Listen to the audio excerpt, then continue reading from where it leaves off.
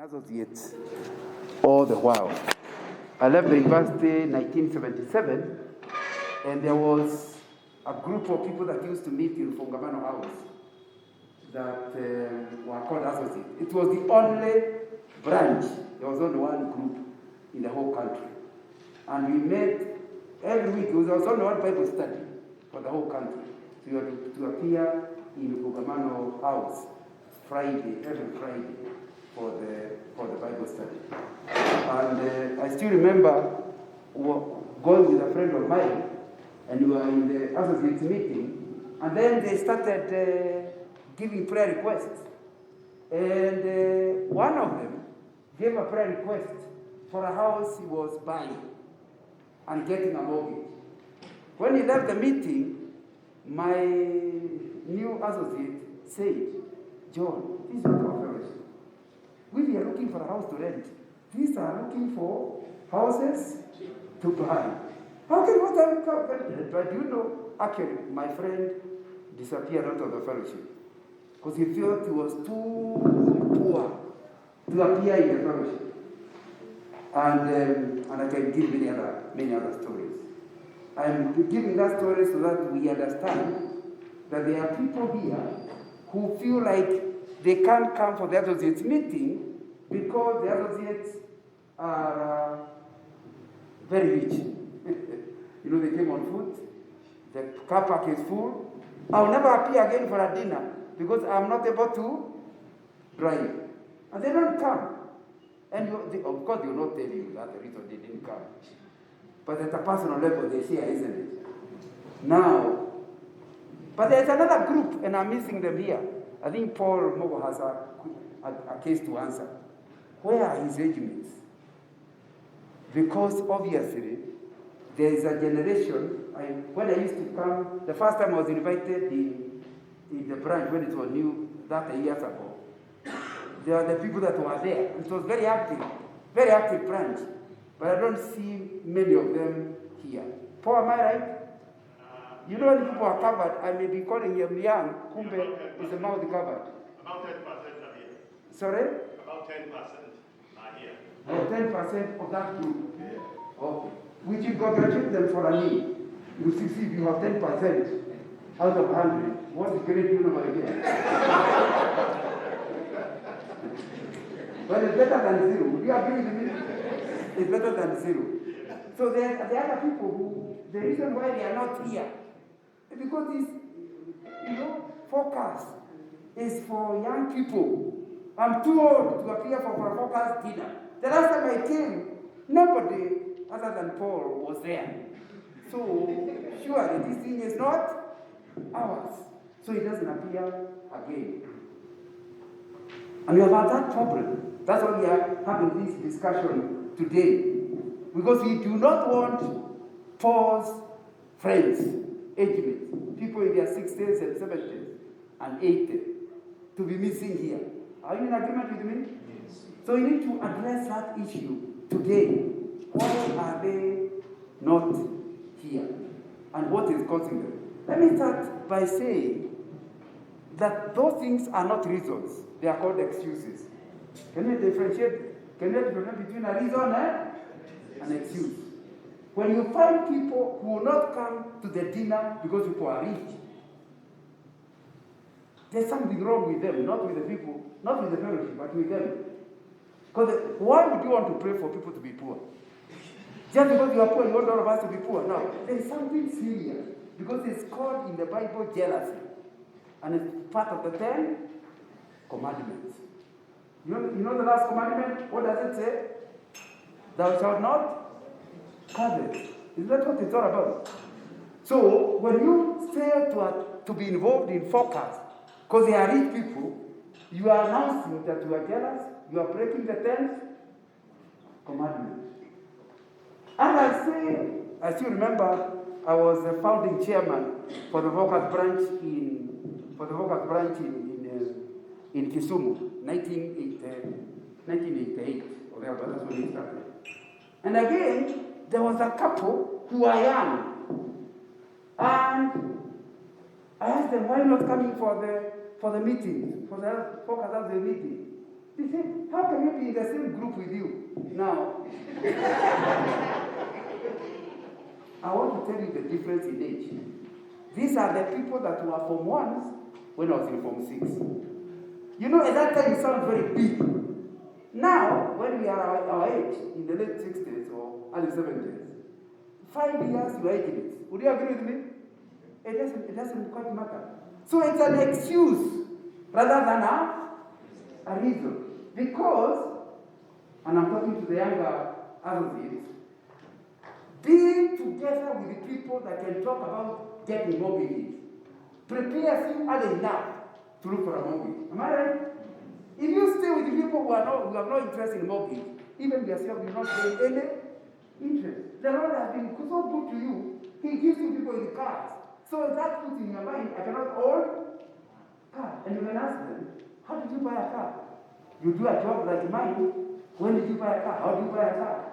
So God is giving you a good group to belong to, but you are failing to belong to it because of jealousy or coveting.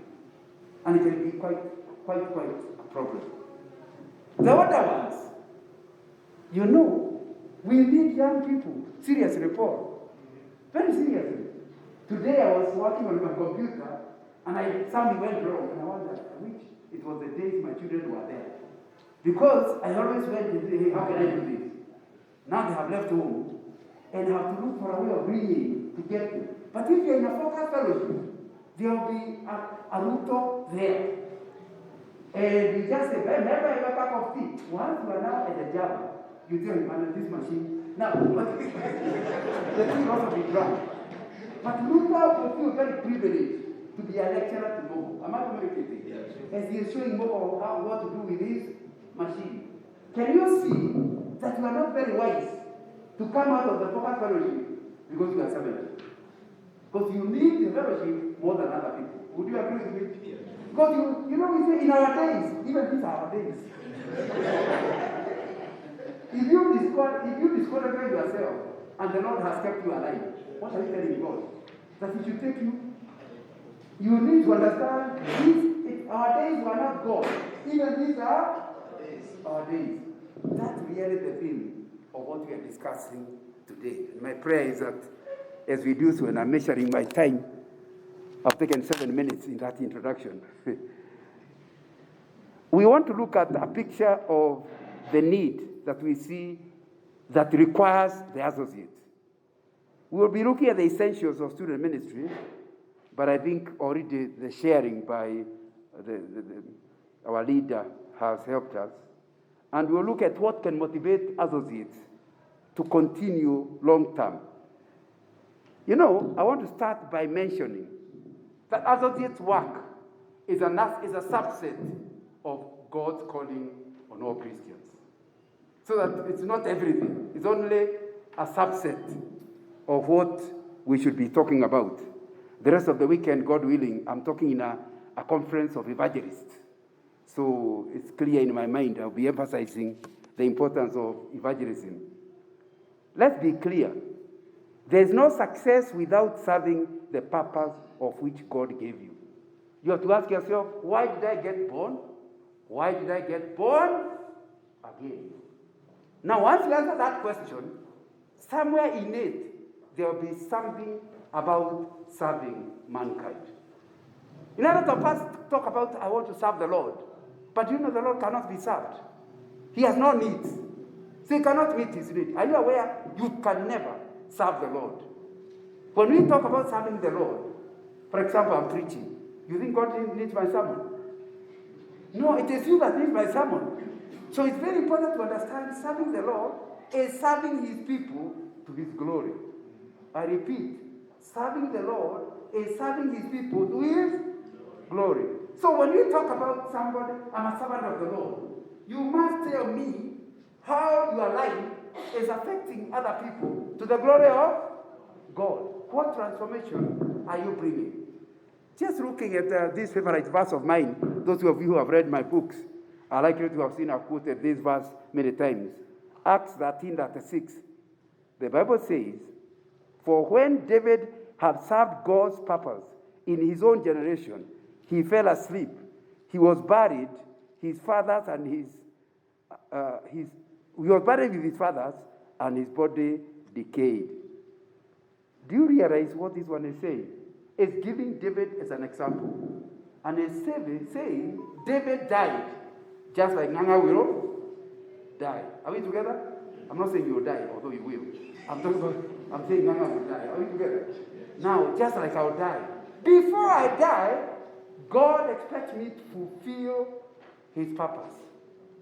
So the most important thing we can help young graduates on is how to discover their purpose. And I know Gogi has a book I've written called Discovering Your Life's Purpose. It's the most important thing. Because somebody might think that he was called to be an engineer. No. Engineering is a way to fulfill your purpose. Your purpose is not engineering. Because you are a human being, not a human doing. Are we together? So what you do is not what you are called. You are called to do it in order to meet your calling. I don't have enough time today to deal with it. But I want to emphasize that among the many things God is calling you, the critical one is, whether it's an engineer, you use engineering, or you use marketing, or you use supply management, whatever you use, it will be in order to impact people for the kingdom of God. Would you agree with me? That's what we are told. If you look at the book of Acts, chapter 1, verse 8, which is part of the Great Commission, it was written not for the apostles. If you look at verse 15, Acts chapter 1, verse 15, it says there were 120, the people that were addressed. That tells you the apostles were only 12. One of them, of course, died. But 120 men, the church that Jesus left. Now, what that tells you is the Great Commission is not a commission for apostles and pastors and preachers. It's a commission for all believers. Are we together?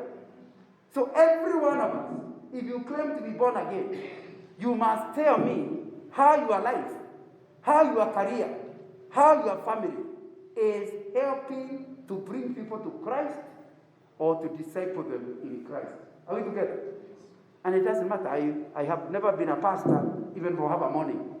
But all my life, I have been trying, God helping me, to use every opportunity I have to find a way of impacting others. Using, for many years, I worked for Shell. I sold petrol in order to win people for the kingdom. Am I communicating?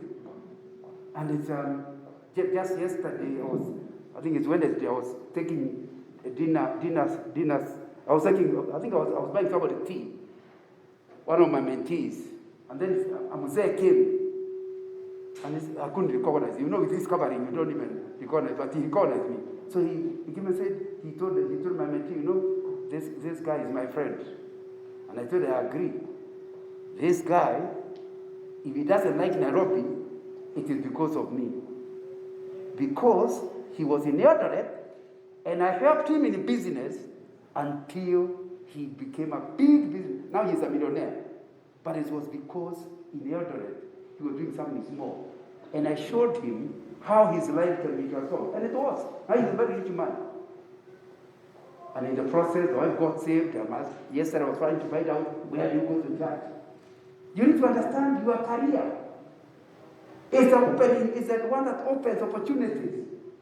There are people who are supposed to be the focus associate, but they have not come because they are your clients, and you think as long as they pay you a check, you think there's nothing else expected of you.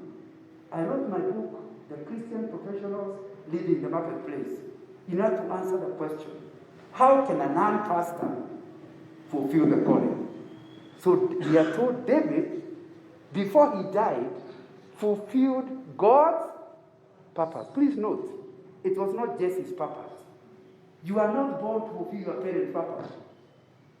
Your parents have a reason, they have a reason why you are born. But are you aware that's not the purpose you fulfill? Jesse may have wanted something for the son. I don't know which one, because when he was asked to bring boys, one of them to be made a leader, he forgot the small boy. Remember the story? But God had a plan.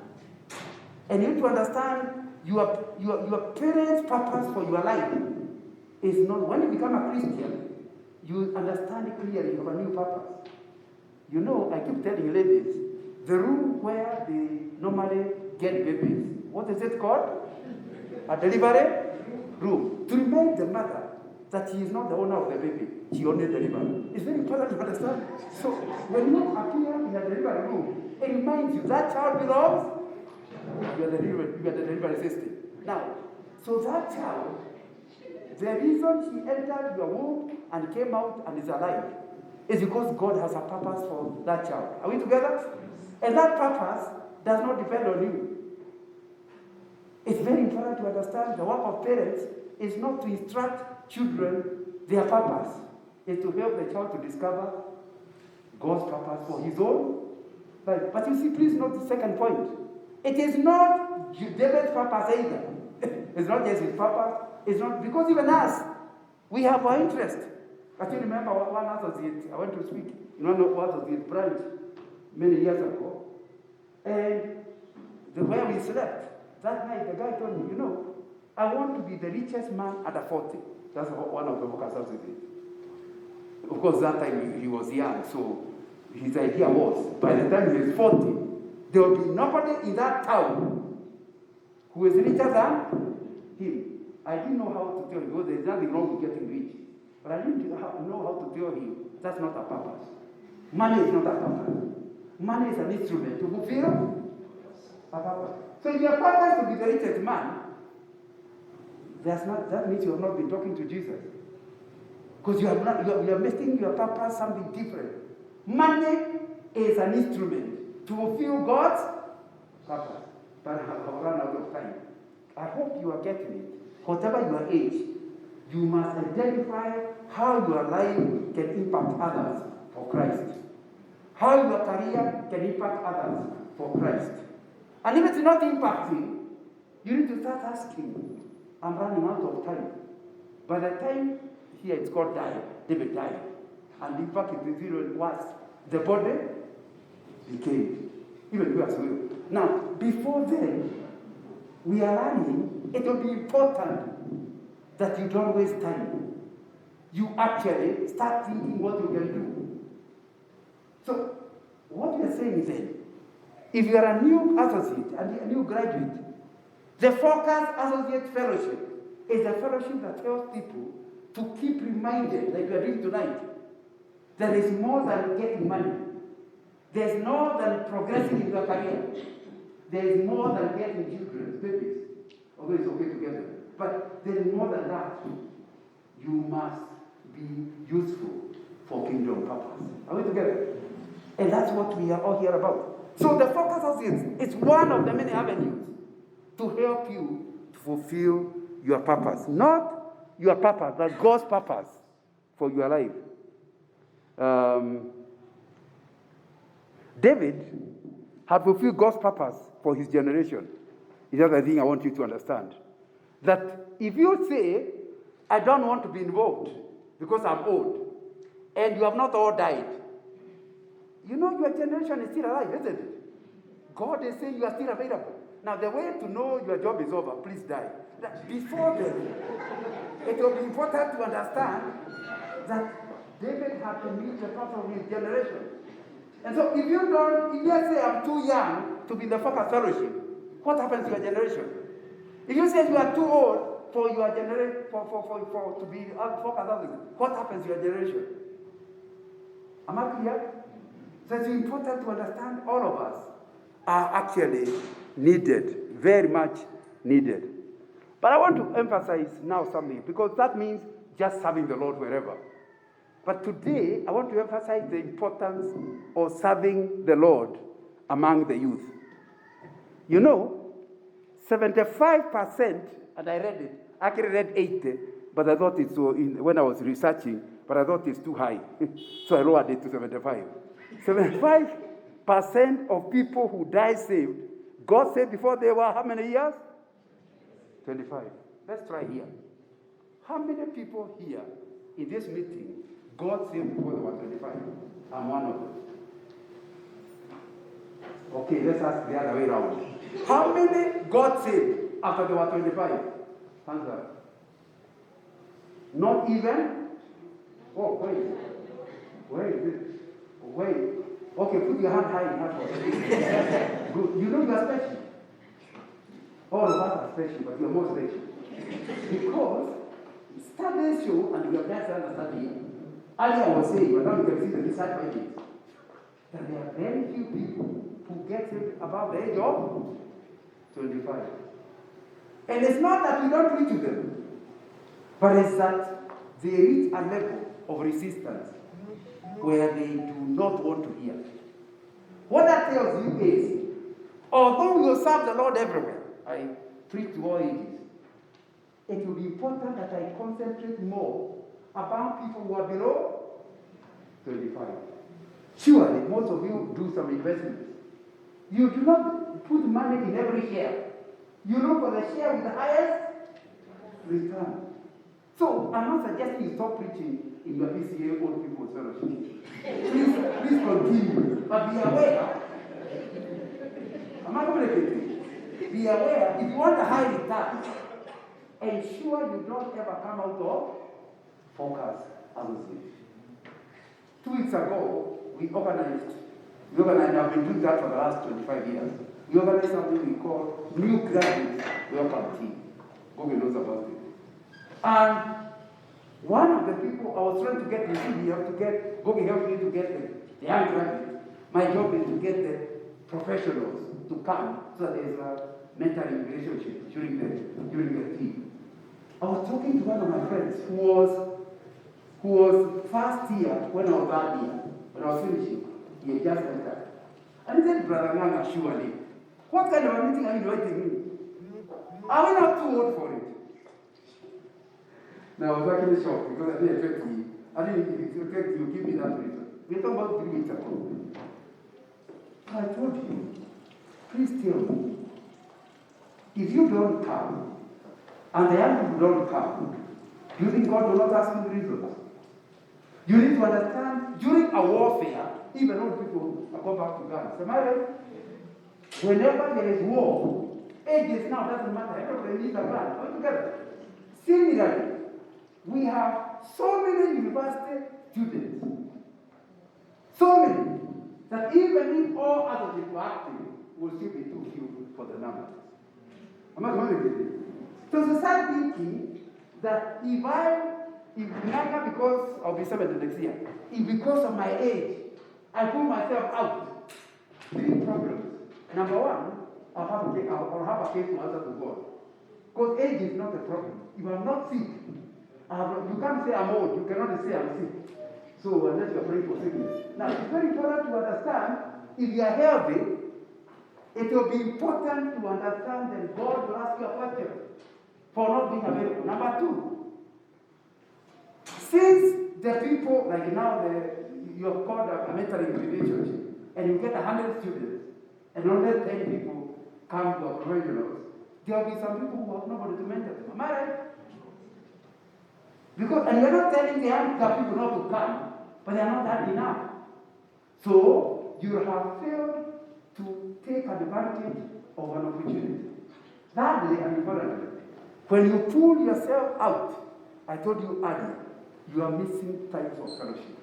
You know when you go to that meeting, young people ask you questions you have no idea about. And you have to go and research to answer. That's what I become. Mentoring keeps your mind sharp at whatever age. Because they ask you questions, assuming you have an answer and you don't. And they have told us, studies are showing us, if you don't want to become sender, keep your brain active. I have to ask the doctor whether it is true. But that's what I read. That if your brain remains active, you are likely not to suffer from those old people's mind issues. Can you see the advantages?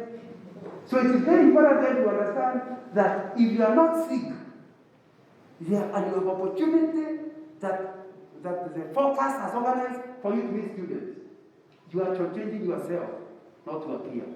You should be pleading with the group, hey, have you done it? When is the next meeting? Because you gave personally, am I right? So it's in your interest to appear. You don't have to be persuaded. That's really what we are talking about.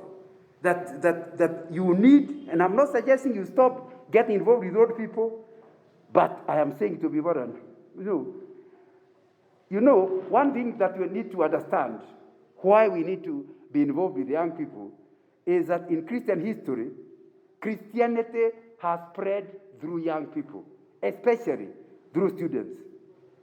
When we read history, it was not just David Livingstone, the young man who decided he was called to, they called it discovering Africa, but obviously we are here, so he was not discovering. But he came in order to create ways for mission work. But there were many more young people in the next century. If you are interested in history, in Britain, there was a group of people they called the Cambridge Seven. There are not many universities, but Cambridge University was there. And the Christian Union in Cambridge started talking about the responsibility of young people to reach the whole world. Within no time, those young educated people, there were very few people who had degrees by that time, were all over. One guy called C.T. Stand ended up in the Congo, and he's still remembered up to today. What we are saying is that note that these were university students who felt the call of God. They were the cream of society. They were good in athletics. Some were top cricketers for the whole nation. But they heeded the call of God to go to remote and rich places. At a very early age, they began to move out to the rest of the world. And within a very short time, the students of Cambridge, and later it went on to the American, across the Atlantic, were already operating as missionaries throughout the world. Since then, literally, Christianity has influenced every country in the whole world because of young people. What that means, if we do not mentor young people in the universities, there will be a generation gap. Am I communicating? Because however much as an old person you want to be involved, you have several limitations. A young person has no life to think about. He will just do whatever the Lord tells him to do. Are you together? And I'm not suggesting you divorce. All I'm saying is the word of God is very clear. If you get married, 1 Corinthians chapter 7 says, if a woman is married, she cannot dump her husband. She must be interested in the affairs of her husband. Have you read that in the Bible? Yeah, so if you dump your husband to go for ministry, you go to hell also. So it's very important to understand that the best time to deal with the matter is before you get married. Are we together? And so you need to talk to students before they graduate about opportunities for ministry, so that they can start thinking about how to look for jobs in unreachable group areas. Because they have nothing to fear. And nobody will solve. They just disappear. The same thing for whoever you're talking about. So, and I'm still trying to answer the question, why must we put a lot of effort to young people? Is because of that. Then I realized my time is almost 30 minutes are gone. Someone said that if you ever suffer a fracture after the age of 35, you can be sure of remaining in a plaster for a very long time. Why? Because as you grow old, and it's correctly written in the book of Ecclesiastes, chapter 12. If you correctly, and I also discussed it in my book, A Leader's Source of Influence. I talk about the place of youth. And what I'm saying is that as you grow older, you must continue serving the Lord, but the truth of the matter is your body may not cooperate. The other day we had a problem. I don't know whether Joshua was there, maybe a little time ago, when Thika Road was construction. I was invited by Jomo Kenyatta University Christian Union for their elders' dance. You know what the elders' dance is? Yeah. And I told them, the way I have seen Thika Road, the Chinese are not putting signboards. So if I start leaving your place at 3 a.m., I may not find my way to Nairobi. So let's start do this. You allow me to speak fast? Then he goes, the young people say, no, it will spoil the party. We must dance fast. Then you come later. We negotiated, they finally said, there's no way, at least after 1 o'clock. no, we are moving from 3 a.m. to 1 o'clock. I said even 1 is, by that time everybody's out of the road. And you know, basically, they were not giving signboards. So you think you are going this way, you end up in the coffee farm. You know, we discovered in my wife, we looked at it and discovered, as you grow older, your sight is less clear. Are we together? So driving at night is taking a risk. So I told them, let's look for another speaker. They wanted me, but and I had the message, but I didn't have the legs. I'm not communicating. So it's important for the eyes. So it's important to understand. And I remember myself in the 70s, when I left university, we had begun a team in Nyandarua. We would go on Saturday morning, run what you call an LTD, Leaders Training Day for all the schools in that neighborhood, throughout the day. In the evening, the school which is hosting, we asked the headmaster for permission to speak to the whole school. And at around 10 o'clock, we finished the meeting. And the teacher, the Christian teacher in that place, had prepared supper for us. So we take supper. So we start our meeting now, the team meeting will start around midnight. And then we go on with the team meeting until breakfast. Am I communicating? Then in the morning, the people who are hosts have divided us to preach in various churches in that neighborhood. So you are washing quickly so that you go to preach. Because in the afternoon, all the schools were coming back for the high school rally. That is in the afternoon. And at around 5 o'clock, we are finishing. And we did not necessarily have cars. We are running for the matatus on the way back to Nairobi. You pick your matatu properly so that you can have a place to sit, because you cannot hold your head on your way back. But the truth is, on Monday morning, I was working for a bank. In the Monday morning, I'm at work. And it doesn't affect me at all. I'll not doze. I'll just run okay. I still remember another camp we organized here at Mechinda. You have heard of Mechinda Primary School? It was a boarding school. I still remember that must be 78 now. And I went there. Unfortunately, the meeting went right up to around midnight. And I didn't have a car, but there was somebody else who had an issue on Monday. So we had to drive back. So we drove back, and he dropped me in my Nairobi West house just about morning. So there was no time to sleep. You just wash and sat on the way back to work. And I worked normally, having spent the whole weekend in the mission and drove in the night. And here we were. I try to do it now. About communicating. So you need to be aware. The young people are not aware of what I'm saying. They need to have time. They say, let me do my career first. I'll serve the Lord. I'm not communicating. They are not aware that they are not in control of their bodies. And there's a time you have the message in the heart, but the bodies will not cooperate. I'm not communicating. So it's important. So you need to understand that it's the older people who can help the young people to understand these issues, physical issue, and we could go on. What about the issue of time? You know, one of the things I've discovered is that old people don't sleep deep. That's why my grandfather would always tell you the first cock, the second cock, I say, why you asleep? But he can tell you, you know, there was somebody who coughed after the first cock. Now, young people don't have that problem. When they sleep, they sleep. When they wake, they wake. Now, but what that means is that a young person is fresh in the day. An old person doesn't have that clarity. Even driving in old age, that's one of the challenges. Has to do with the sleep pattern of old age. And I wish I've run out of time. What about the issue of risks? Studies have shown clearly, the older you become, the more risk averse you are. You find it difficult to see. And it's all even risk. Like, for example, there is a trench here. Last two weeks ago, we were with a team of mine, my age mates. We were going to do a mission in Vika. And one person mentioned, the other one mentioned, I was surprised, all of us, because we all were in the campus together. And we are going for a mission together. Somebody said, you know, these days, when I take a walk and there's a trench, I go all the way and come back. Because I dare not jump. Then the other one said, you mean you are serious? Did you see, because we picked him in his house, did you see that place in the pavement? I've always jumped it. Now I have to go round. And then I shared the same thing. So I realized there's nothing wrong with me.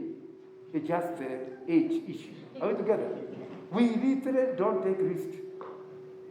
And I was also told when I attended our retirement training before I retired, we were told don't invest in risk areas. Because by the time they turn out to make profit, you may be in the grave. So you now, the way a young person can take a risk, then the shares go the wrong direction. And you just sit and wait. And they'll go down, and finally come. And as far as he's concerned, he still made money, but you will be dead before you make. So what I'm trying you to understand is, we need young people desperately. Any church without young people is going to go nowhere. Are we together? And it's our work as associates to fill up the workers for the church, to fill up the workers for evangelism, to fill up the workers for outreach and unreachable people groups. Are we together? And we need everybody. Because these are not just, we are not talking about the people who go to focus to preach for the Sunday service. We are talking about the people who, after the Sunday service, talk one-on-one with the students. Are we together? That's where the changes happen, not in the sermon. So don't just go to a campus when you're the preacher. Look for opportunities to meet one-on-one. That's what you're talking about. And you share these things, and because they can see you are that age, they will believe you and prepare. The other thing I saw in Ecclesiastes chapter 12, is that young people are learners and easily adapt to new things.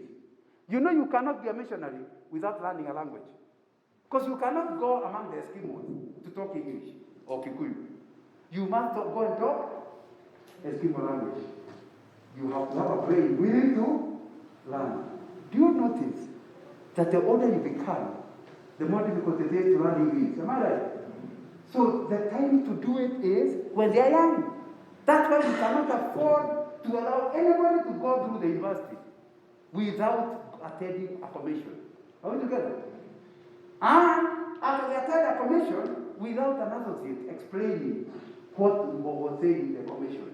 Because the commission we have is our work as associate to go discussing with them the message. That's why we also must attend commission, so that we now follow them up. So that many of them will choose where they go on the basis of calling.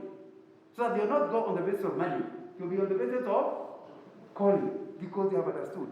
And that's one of the other thing Christians says. Another thing they say is that a young person can look like they're wasting 10 years until you come back to their career. Are we together? When you are 60, you wonder how many more years. So you don't make decisions without thinking clearly. But a young person can say, hey, you are looking for a missionary among the Eskimos. I'm giving 10 years.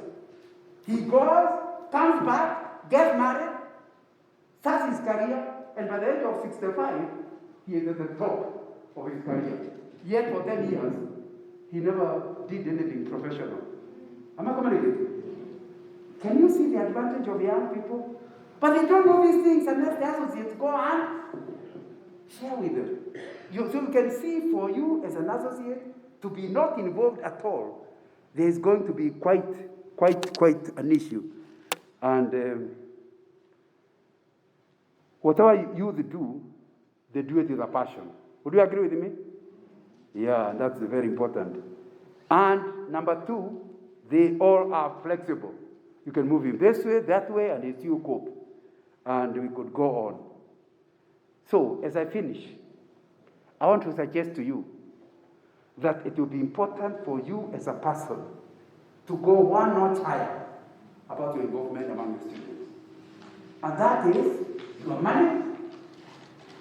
Ask yourself, you must still support your church. But now you realize the ROI, the return on investment, is an issue. Are we together? So continue supporting your church, but please think about what are you supporting in focus. Because you now know why. Number two, ask yourself, in a week, in a month, how many hours do I allocate to young people? And there are many ways of doing it. I've run out of time, so I cannot go to it. There are many ways. One of the things I like doing with young people is buying them tea. No, before I retired, I used to buy them lunch. But when I discovered I don't have all the money, I can use it. But the impact I discovered whether you want a tea or lunch, the impact is the same. Am I going to get it? And you can pack it to bring them. And it doesn't even have to be in a hotel. Call them at home. At least hoping the COVID will go down. Call them at home and spend time with them. And when you get to that level, you'll ask you questions. And you'll be able to answer them and help them. So what about deciding that once a month there will be a lunch for young people within the house? Or once, okay, if a month is too often, once every 2 months, okay, some people are looking at me, they're going to say 2 months or 2 months. Now, once every quarter, those are 4 lunches or 4 dinners. Because once they come, a hungry man is a problem. Just feed them, and you'll see what happens. Are we together? And it will not cost you that an arm and a leg. These are things you can do. Thirdly, what about you? If you don't go to home, maybe. What about you asking Focus Office to pair you up with somebody? And they don't have to call. You call them. You say, once a week I'll be calling a student. So they will not come. It will only cost you bundles. Are they called bundles?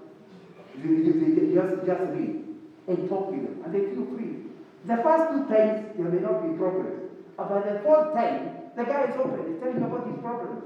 Telling about his dreams. Are we together?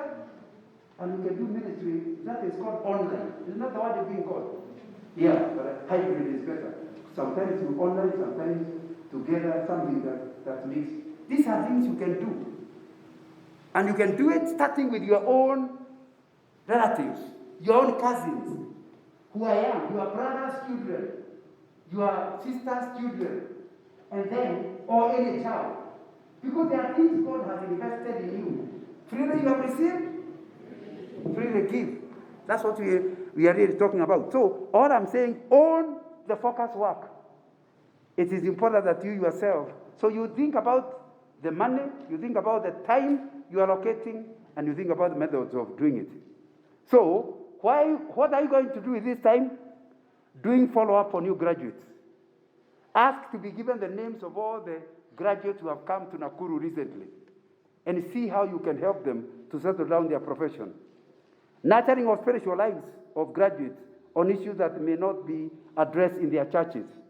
Are there issues then that are not addressed in their churches? Are there?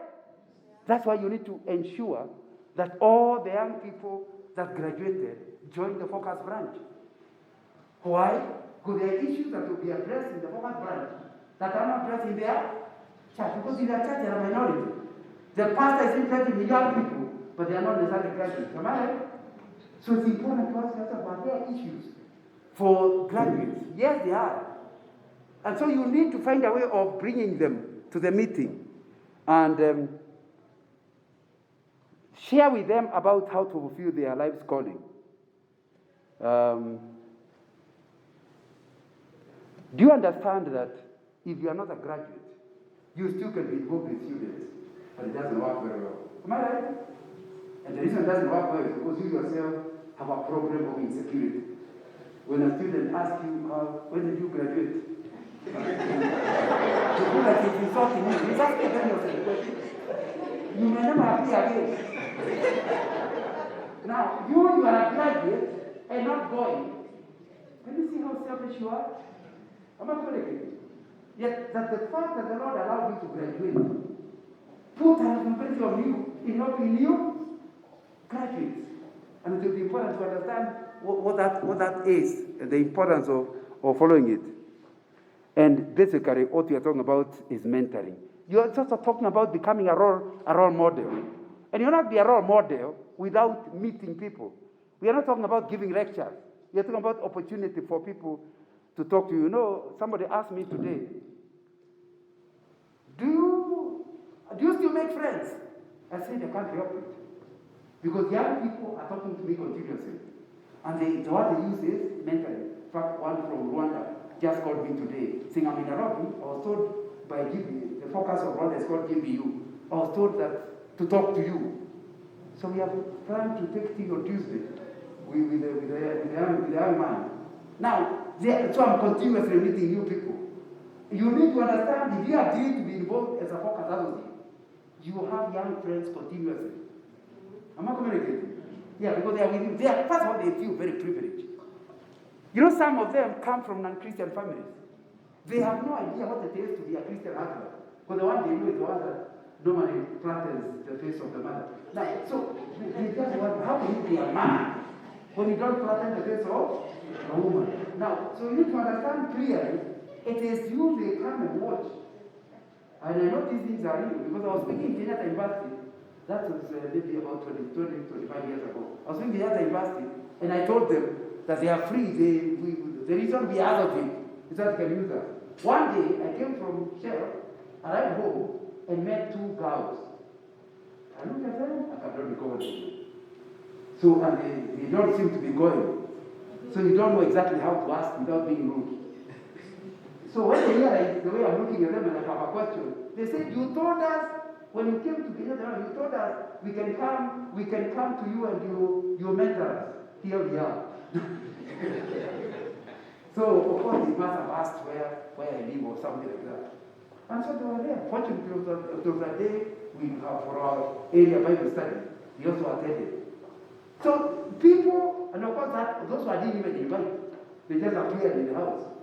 So it's very important to understand that young people are keen and willing, if only so, to be a role model. How do you serve the Lord in the long term? Unfortunately, my 45 minutes are gone. But the first thing you need to understand is that serving the Lord is not sacrificing. You know, like, no, you sacrifice. Like, God willing, I'll be leaving very early, because 8 o'clock I'm supposed to speak in another conference in Nairobi. I debated whether to tell my friend I'm not coming, but because for 2 years I've not been preaching, and I'm told the COVID is at 1%, I thought now I have no reason not to be coming. That's why I came. But that means to wake up very early to go. So you are sacrificing. No. I'm enjoying what I'm doing, my friend. This is reducing my age. Are you getting it? So it's not a sacrifice. It's joyful. I talk to my age mates and I talk about how boring life is. And mine is one continuous party. And it's not by choice. It's simply by getting invitations. Am I communicating? Yes. So how can you talk about sacrifice? The thing is, or you go to a place and you meet someone. I was preaching in Tuka University, and then the patron asked me there's a family that wanted me to go to their house when I'm busy. So we went there, and I couldn't recognize them. I said, how can you say God got me? We came to your house. That was 1986. Now, obviously, you can forgive me. But their children are in the university themselves, and I've never seen them again. But you know how exciting it is for them to remind me the things we shared? You need to understand, serving the Lord is not a sacrifice. Am I communicating? It's enjoyable, it's beneficial, the returns are very high. Not just for the kingdom, for yourself. And the choice is yours. You know, some people keep asking me, how do you write books?